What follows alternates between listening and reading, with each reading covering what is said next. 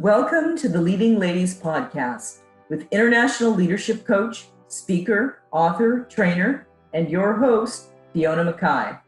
The Leading Ladies podcast shares stories and advice from women around the world who have successfully navigated the glass ceiling. You'll gain powerful insights into strategies for cracking the glass ceiling, embracing your self-worth and value, and advocating for yourself and others. So please join Fiona for frank, courageous, and heartfelt conversations designed to take you on a journey to new levels of personal and professional success. Welcome back, leading ladies and male allies. It is actually a gloomy Saturday here in Seattle where I am sitting right now, but I'm not feeling gloomy because today I have two amazing guests with me. I have Matt Higa, who's been with me as a co-host for the last few podcasts. He's the founder of new space startup, Pineapple Empire, as well as the creative force behind the top women in aviation and aerospace to follow on LinkedIn. And today we're interviewing one of the amazing women from that list, Bianca Cheffalo. She's a self-proclaimed tech nerd, a rocket scientist, a feminist, a STEM advocate, and much, much more. She's currently the director at space startup Carbise, while at the same time, she's been busy founding her own company, Space Dots Limited. She's worked with NASA on the Inside Space Mars mission, as well as with or for various space companies, moving across Europe and currently residing in the UK. Bianca is a leading lady that likes to challenge the system, and her LinkedIn cover photo states rocket scientists looking like our daughters will become the norm. She sounds like a woman after my own heart, and I can't wait to have our conversation today around not letting labels define you. Welcome, Bianca. Hello, everyone. Hi, Fiona and Matt. I'm really happy to be with you. And I'm giving you some very hot, steamy summer from the south of Italy, where I am at the moment, so you don't feel gloomy anymore. You are my first guest from that I'm interviewing from Italy. I love it. I love it. And Matt, you're in sunny California? Yeah, you can have some of my sunlight too. We've got more than enough of it. Please take some of it, please. It's a little too hot right now. I spent all late yesterday napping because it was just so hot. So well, here in Seattle, it's been raining it's not been raining. It's actually been no rain for a month now. So everything is just parched. And so I'm quite happy for a gloomy day because we don't have AC here. Great. Yeah, and I love having Bianca here from Italy. It's our first one internationally. So this is pretty exciting. It is.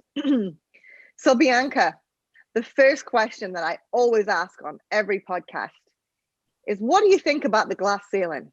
In your experience, does it still exist?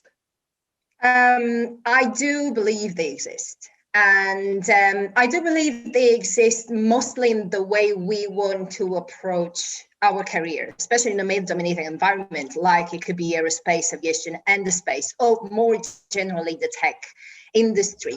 They exist, especially if we talk about age. For instance, if I started in Italy, probably I wouldn't have gotten where I am at my age because I'm a millennial, basically.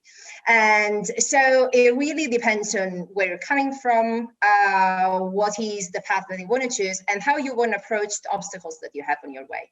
They exist, but they can be broken, all of them. Yeah, I know exactly what you mean about moving around.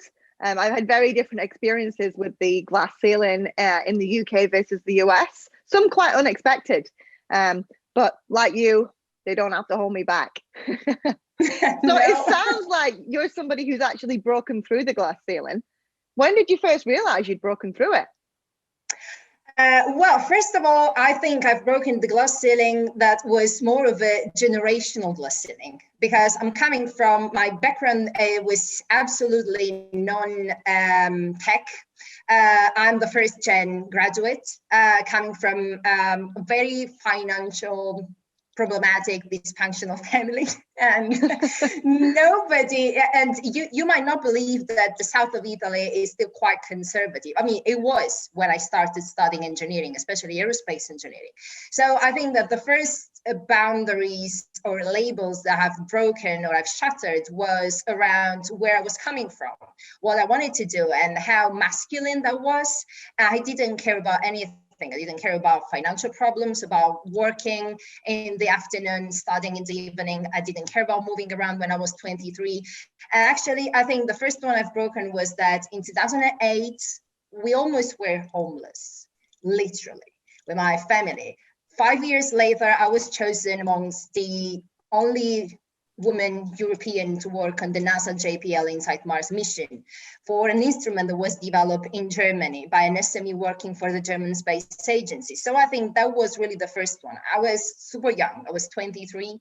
I had no idea. If someone would have told me in 2008, oh my God, you're going to be homeless, but hey, you're going to work for NASA, I wouldn't have believed it. So I think that was the first one really that I've reached. And then I moved on to more managerial places and now founding my startup, still in my early 30s. And again, that's something that coming from my background where the mindset of people are still kind of holding women back. All of those, let's say, the steps have been breaking some houses down for me, not only ceilings. I love that. I love that, because that's one of the things in this podcast. Before you can break society's glass ceilings, you've got to break your own.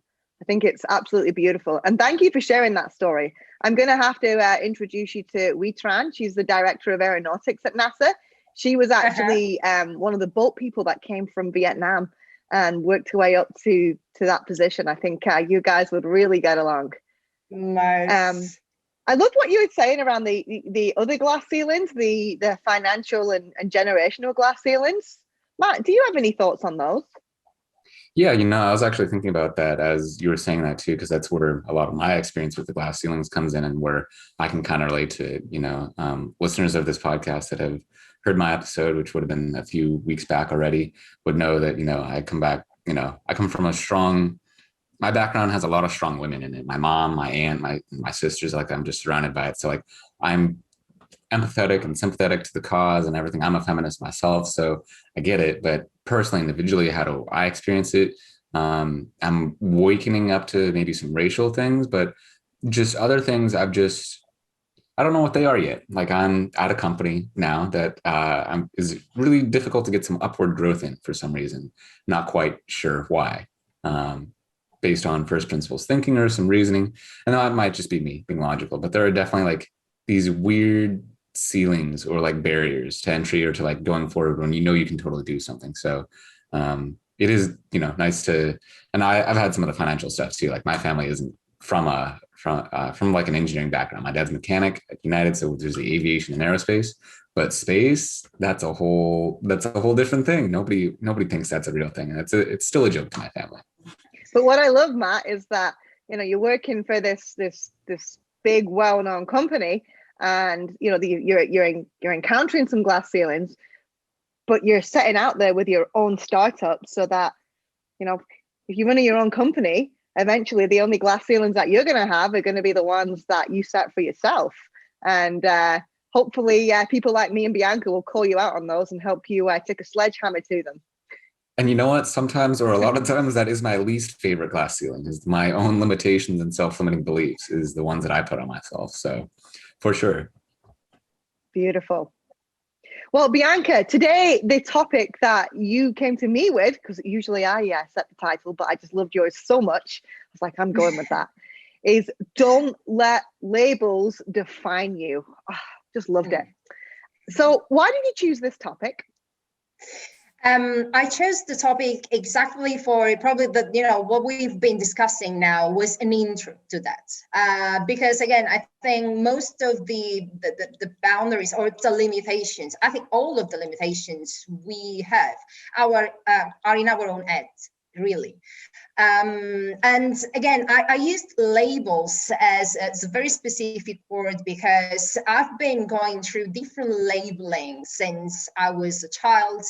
Then growing up in a very rough environment. My childhood wasn't easy at all. Since I was 5 years old, there were many rough things happening in my family and around me. So I had to learn since a very, very young age that life wasn't a fairy tale. I just had to be an adult since I was a child. And that really gave me a scar tissue against all the possible stereotypes, labels that people put on you. But that also was, in a sense, because everybody around, from the larger family to, let's say, the neighbors or whatever, the settings where I was living, they were labeling me as part of this dysfunctional family. As a consequence, I had to unlearn and rewire my brain, thinking that, hey, this is not my story. Not because, this happened to me or we've been unlucky with the business and whatever and so on and so forth. This is not going to be my story forever. So I had to work on all the labels as I was moving throughout my life, from when I was a very young child, and I loved studying. So I was a nerd. I was a proper nerd. Then I was bullied for whatever reason, because I wasn't financially, very, very wealthy as most of the people around me. And also because I was a nerd. And then when I moved on to growing up, I became a pretty, the usual pretty lady that's here was like, how you can find a rich husband, and usually pretty ladies don't go into engineering. Anytime there was a stage in my life, there was a label put on myself from wherever else, from people that had no idea what they were talking about. So I had to work through all of them. Then there were other labels, again, in a very, very male-dominant industry. I moved from Italy when I was 23. I went to Germany. I had no idea about what I was going to do. Then I moved on to the UK and US. So all of those labels have really, really come to my mind as we don't need them. We don't need to think of them. Yeah, I just love some of the stuff that you're sharing there. Thank you for being so vulnerable with us. It's beautiful. I know what it's like to be bullied for being smart and stuff. And I loved what you said about you've actually used some of the scar tissue that you developed. And you said, okay, this has been my story so far, but it's not going to be my story forever. It can, and that's the thing. Our story can be, this bad stuff happened to me, I'm such a victim, or it can be like, this stuff happened to me and it sucked, but I use that to fuel me. And I almost want to cry listening to your story, because I just like, oh my God, I'm like, I love this woman, because I love it. I love people that say my circumstances don't need to hold me back. At the very start of my career, I actually taught in a very, very rough school in inner city London. And sometimes people there would label the kids and say, you'll come to nothing. And there was this one kid who, he was naughty, but he was amazing. And I said to him, you could make it to Oxford or Cambridge. And he laughed at me, and the other teachers laughed. And guess what? 10 years later, I get a LinkedIn message from him saying, I've just graduated from Cambridge and I've got a job with an investment bank, and I was a boxer for the university, and thank you, the first person that told me. And I was just like, oh my God, I'm so happy, just like floods of tears. Cool. And it's you're right. People that don't come from these super functional wealthy families, although I don't know many wealthy families that are super functional. Everybody assumes they'll go on to great things, and if you're not from that, people put labels on you. Anyway, I'm getting carried away here. I'm getting too emotional. Yeah. But I just love that story, because it doesn't matter where you're born or what you come from. It might take you longer to get there. You may have more hurdles to climb, but you can get there. Yeah. 100% agree. Yeah.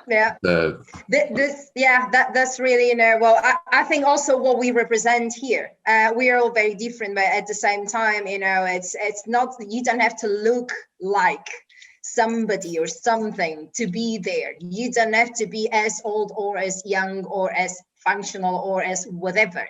All of these things are coming from people that have never done what you want to do. So why would you listen to them anyway?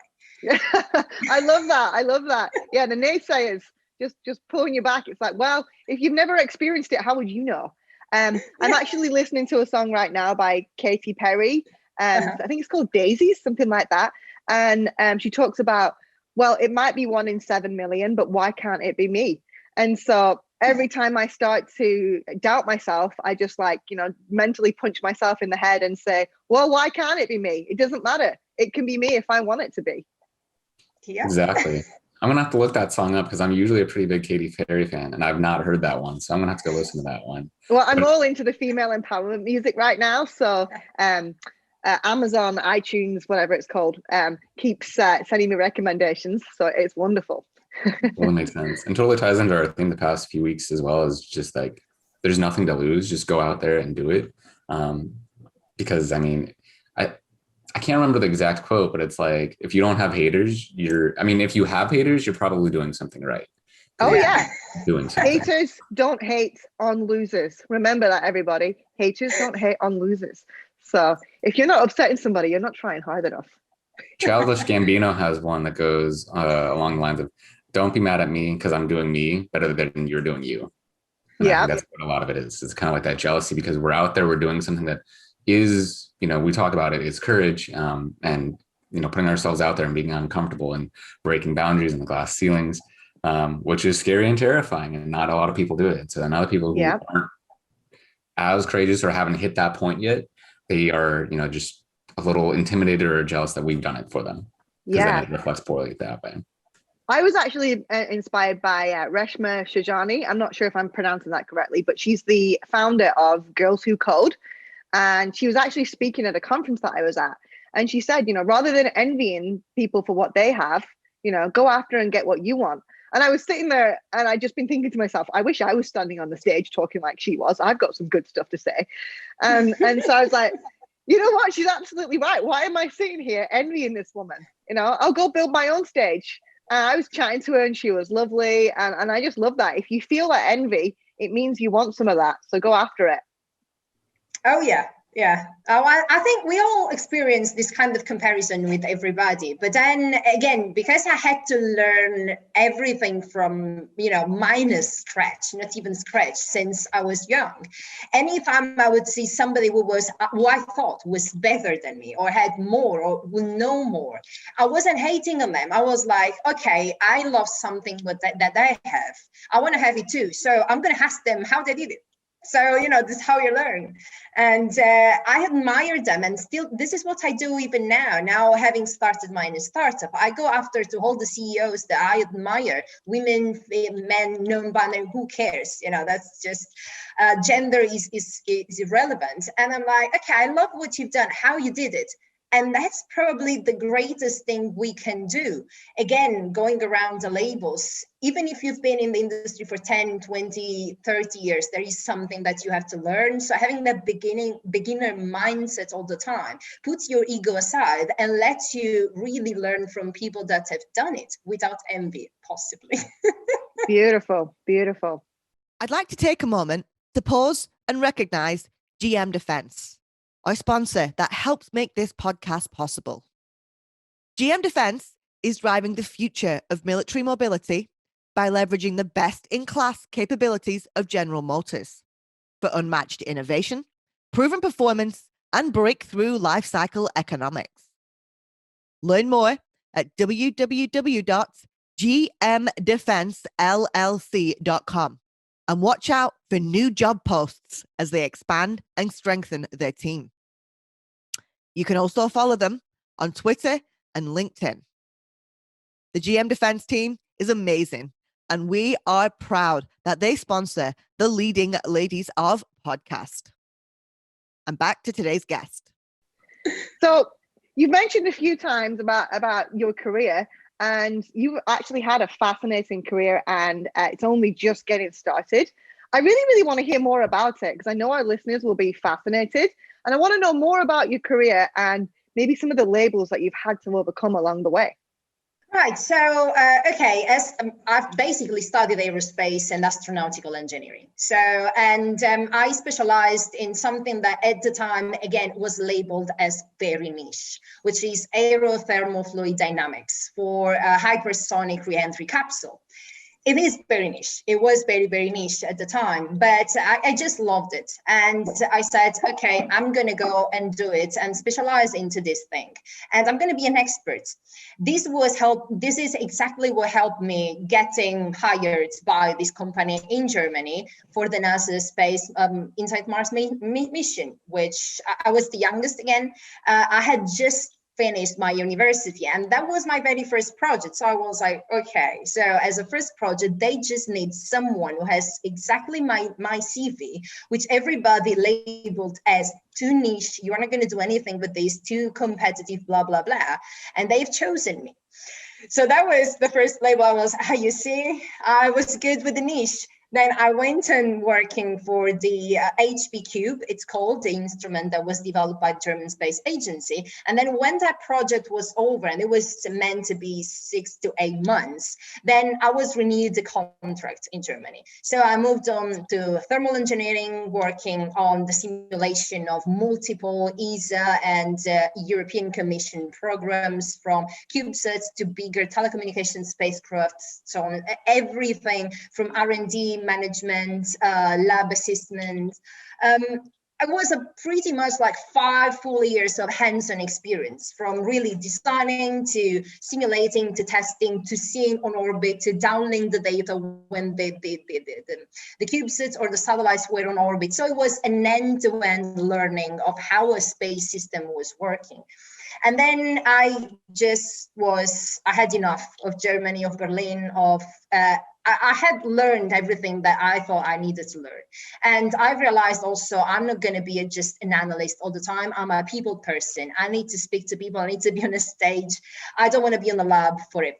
So I moved on to Airbus Defence and Space. And that was, again, another, for me, glass ceiling, let's say, because I was at the time under 30, and I was the only woman, non-British, under 30, sitting in a boardroom of 50, usually men over 50 guys. And when I was sitting there, and it was after 2 weeks, I started as a thermal product manager on telecommunication spacecraft, huge programs. I was sitting there, I was looking around, I was like, okay, I'm very proud to be here for the entire humanoid. Where are the others? Where are all of them? Why am I the only one who is under 30 woman here? What's going on?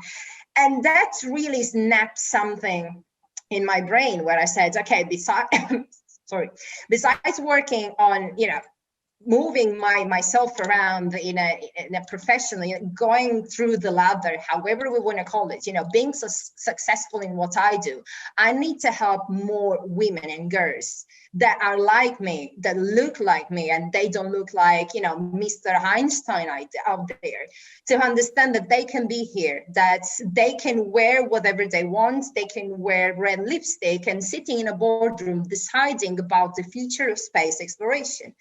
And so there, when I stayed at Airbus Defence and Space for 3 years and something, and then I've realized that throughout my consulting, which I started last year, lots of STEM, I was going to all the girls' schools in North London, where I was living at the time, and all of them were, I really learned from them. I learned what the girls wanted, what they wanted to hear, and all of them would come to me saying, oh my God, I'm so grateful you've come here, because so far everybody would come as a STEM ambassador. They looked like my grandfather. They didn't speak like us. And they were like, how am I supposed to be even fascinated by this topic if all of you look like my granddad trying to sell me a ticket to something I don't even understand why? What is my role into that? That made me understand even more how much work there was to do, how much wasn't done. And so in parallel, I was transitioning anyway from the corporation to the world of startups. And I decided I needed to speak more, move on to my own startup, and really show to myself and everybody out there that you can be a CEO in the space industry without looking like the average man out there. I love that. And I love that you're also challenging the looks stereotypes. I guess, hands up here. So in my career, I spent time watching the people that were at the top and making sure that I dress like them. I always put my hair up. I always wore my glasses.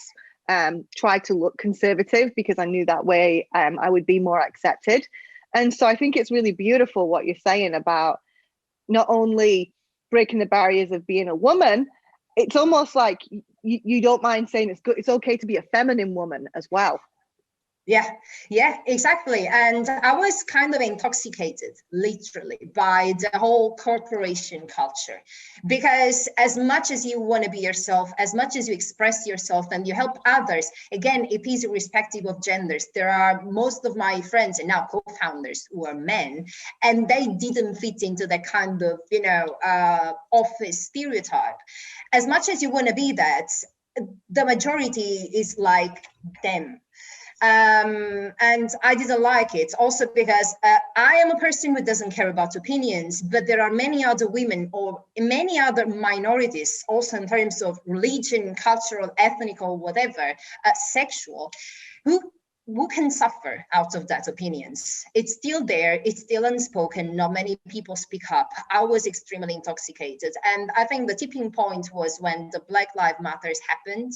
I mean, the whole movement happened. I spoke with a couple of people, HR, from those big corporations. I didn't hear anything back from them, nothing, not a statement, not a word, when everybody was putting out their statements. And people of my team were Black men. And I was like, how are you even kind of preaching that you accept, you nurture all this diversity and cultures if you're not even stating anything about everything that's happening? So I said, I don't like this. It's not my words.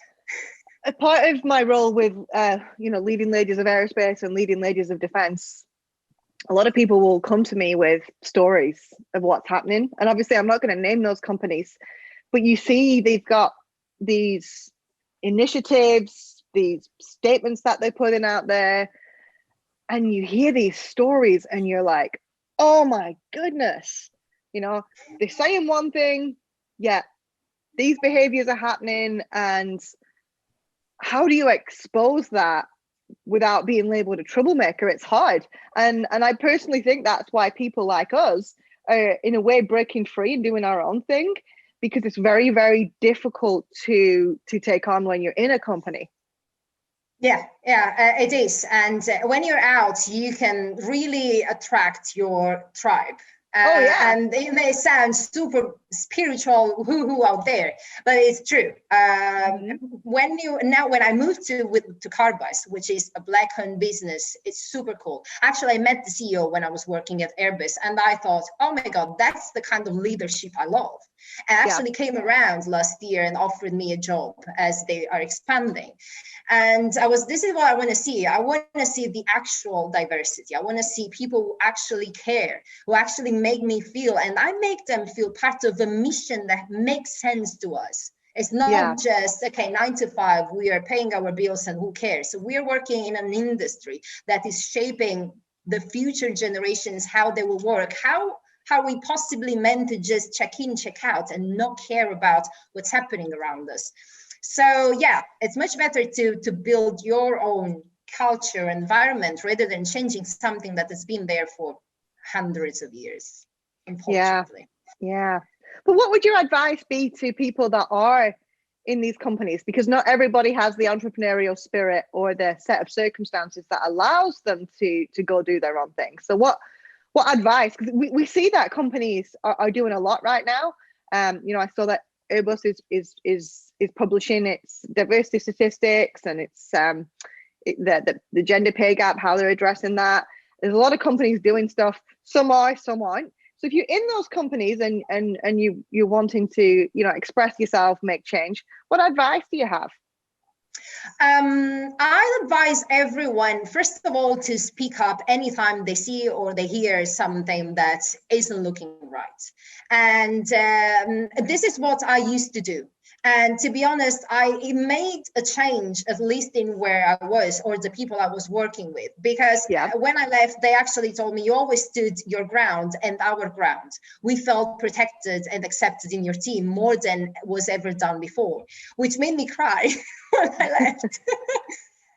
But I would say speak up, really. If there is something that you feel is sexist, something that you feel is racist, something that is just outrageous to you in this modern world, speak up and make your voice heard. And sometimes this is difficult because obviously you fear retaliation and everything else. But if you do, and then the other person, all the other people around you start saying, okay, it's possible, I can do it too. A much bigger movement of speaking up rather than, passing by. It's going to change something, and it's making your office or virtual office life much more peaceful and your work more enjoyable. Yeah, I love that. It's scary to speak up, but it's needed. And you might speak up and the change might not happen while you're still there, but it may well happen once you've moved on. So I love that. Yeah, same here. I completely agree. It's leadership at its core is being that person who does speak up and say that thing. What I always think about is I think a lot of people won't speak up because they're thinking, oh, it's just me. It's not affecting other people, or everybody else is okay with this. But what I got from my calculus teacher back in the day is he told me is like, if you have that question, there's probably 5 other people that have that question. So please speak up so that those other 5 people can be represented, which there's so much to touch on with everything that you just said here. And I know we got to wrap up soon. It can't take too much more time. So I'd love to speak to you some more sometime as well. But I think it was really important what you said about like having that representation and seeing somebody who looks like you, not just that old grandfather, like asking you, oh yeah, Summer loves women, but here I am out there. Because it's actually so powerful. I mean, I started hearing about representation a few years ago, right? Maybe about 10 years ago, like it started like becoming a kind of topic in the social media sphere. And like, yeah, it's important, but I didn't realize how important until I started seeing myself being represented. I started seeing more Asian actors on movies and televisions or in just different spaces. And when I saw it, there was like, it's such a weird feeling. You get that tingle and you're like, hey, that's me. That's my culture. That's my thing. And I was just kind of taken back by how powerful that is. So that is incredibly important to like see, people who look like you in the spaces that you want to be in. So kudos to you again on that. That's you're doing some powerful work. Absolutely. Yeah. As Matt said, I've been discovering the magic number for a podcast, which is really hard because so many of my guests, I could talk to them for 6 hours. But we are hitting the 30-minute mark, which is apparently the point where people start switching off. Although I can't imagine anyone wanting to switch off from this interview. So as Matt mentioned, we are coming up on time here shortly, as I've been discovering with my podcast that 30 is the magic number. Although with most of my guests, I could talk with them all day long. But we would be remiss if we didn't ask a question about space, since we do have 2 space startup founders sitting here. So Matt, I'm going to hand this over to you since you are the resident space expert. Awesome. Yeah, no, always happy to field the space questions. It's my basic go-to.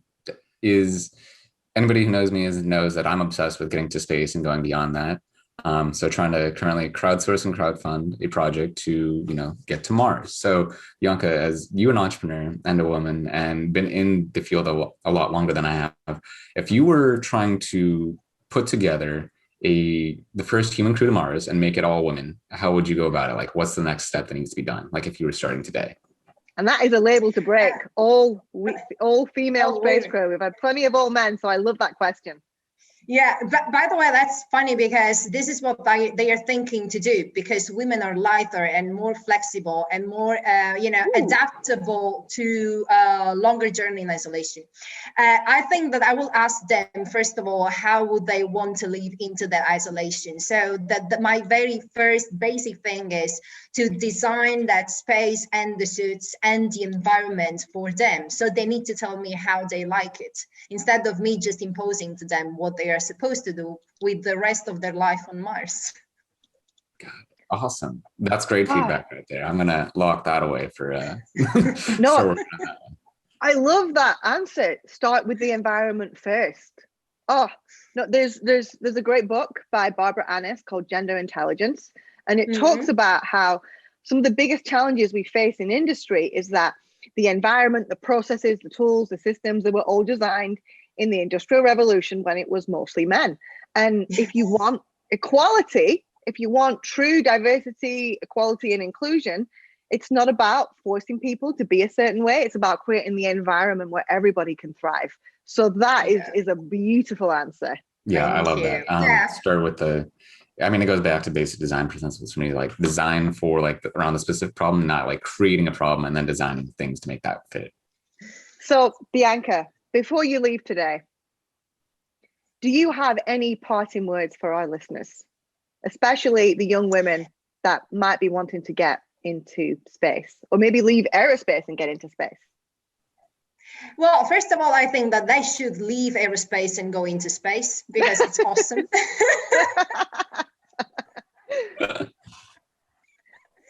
And then the second one is that we need more sisters into the space industry. I mean, I would tell them to, if they want to do this switch, to really go out there and see how many amazing women are doing this.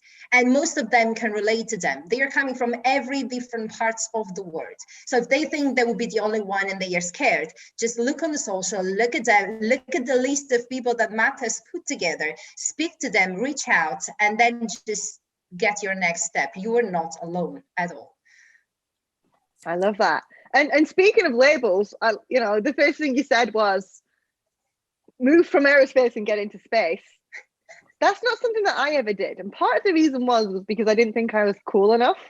And I think quite a few people shy away from moving from mainstream aerospace into space because they don't think they're cool enough. So bust that label for us. Oh, yeah, that is true. It's true, which is strange. I think everything that has to do with not on-ground space, I mean, everything that has to do with technology is great. But I'm maybe biased here, thinking that aerospace and space is the next step of humankind evolution. So if we all want to contribute to that next step of our evolutionary species, we should get a feel of what it looks like or what it's going to look like.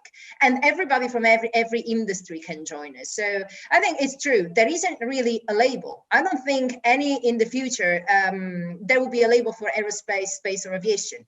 Everything is just going to be, the next evolutionary technology for humankind. I hope that's going to happen, so that we don't have to just box ourselves into an industry or the other one. We are all working together for making our life better on Earth and beyond. So everybody's working for space. Oh, I like that. What a good answer.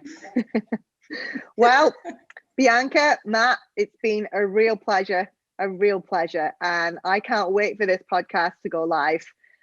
I just want to thank you for your vulnerability, your advice, just being you and showing up as you and inspiring women and men around the world with what you're doing, Bianca. Yes, thank you, Bianca. Thanks to you for this platform.